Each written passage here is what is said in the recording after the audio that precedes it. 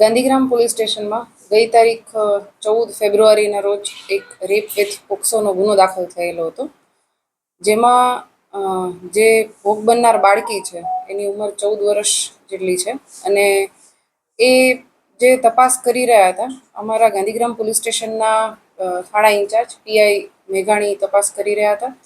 એ ગુનાની તપાસ દરમિયાન એમના આઈઓના ધ્યાન પર આવેલ કે આ જે ભોગ બનનાર છે એની સાથે એના સ્ટેપ ફાધર છે, એમણે અગાઉ જે ભોગ બનનાર છે એનો રેપ કરેલો છે અને સાથે એના સ્ટેપ ફાધરના જે મિત્ર છે એમણે પણ આ પ્રકારની માંગણી કરેલી હતી.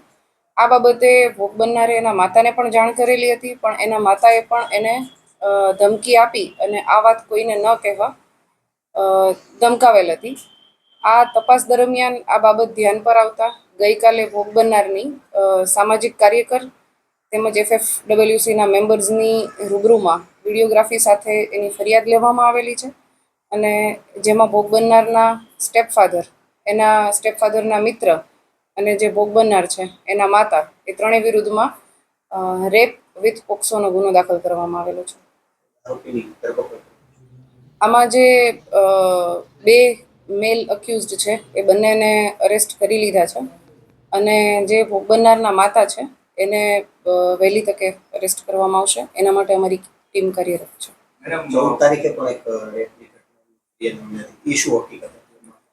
એમાં જે ગુનાની ભોગ બનનાર છે એને કોઈની સાથે ટેલિફોનિક સંપર્ક થયો હતો, કોઈ સોશિયલ મીડિયા દ્વારા, અને એની જે સમયે એ ભોગ બનનાર છે એ કોઈ જગ્યાએ બહારે ગઈ હતી એની ફ્રેન્ડને ત્યાંથી આજે જે તે ગુનાના આરોપી છે એમણે ભોગ બનનારને ગાડીમાં બેસાડી અને એક સ્થળે લઈ જઈ અને એની સાથે એનો રેપ કરેલો હતો, જેથી જે તે સમયે ભોગ બનનારના સ્ટેપફાધર છે એમના દ્વારા એ જે અક્યુઝડ છે અને એના બે મિત્રો, એ ત્રણ વિરુદ્ધમાં ગુનો દાખલ કરવામાં આવેલો હતો.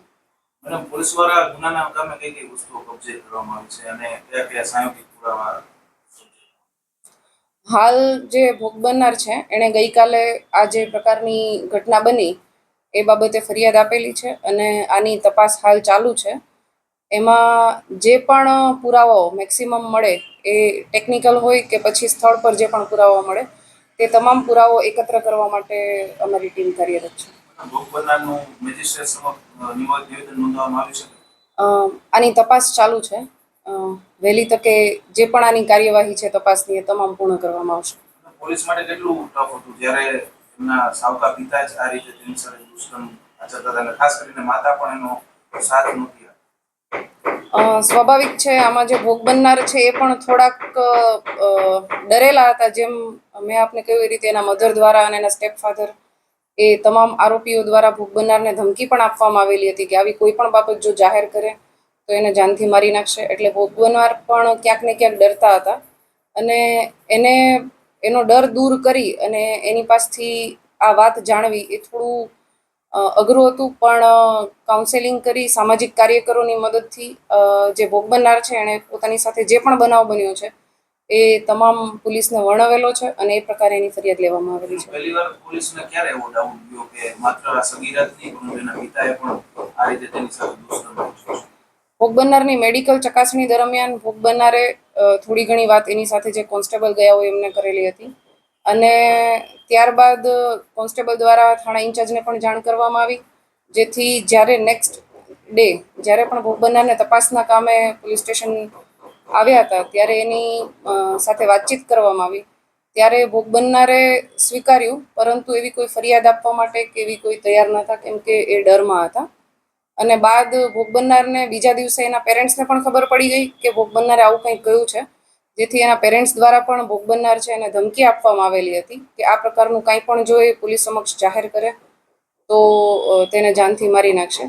પરંતુ ફરીથી તપાસના કામે જ્યારે ભોગ બનનારને બીજા દિવસે જરૂર પડી, એટલે કે ગઈકાલે, ત્યારે ફરીથી ભોગ બનનારની પૂછપરછ કરી તો અગેઇન એના દ્વારા એ જ જે વાત છે કહેવામાં આવેલી હતી અને જેથી ગુનો દાખલ કરવામાં આવેલો છે.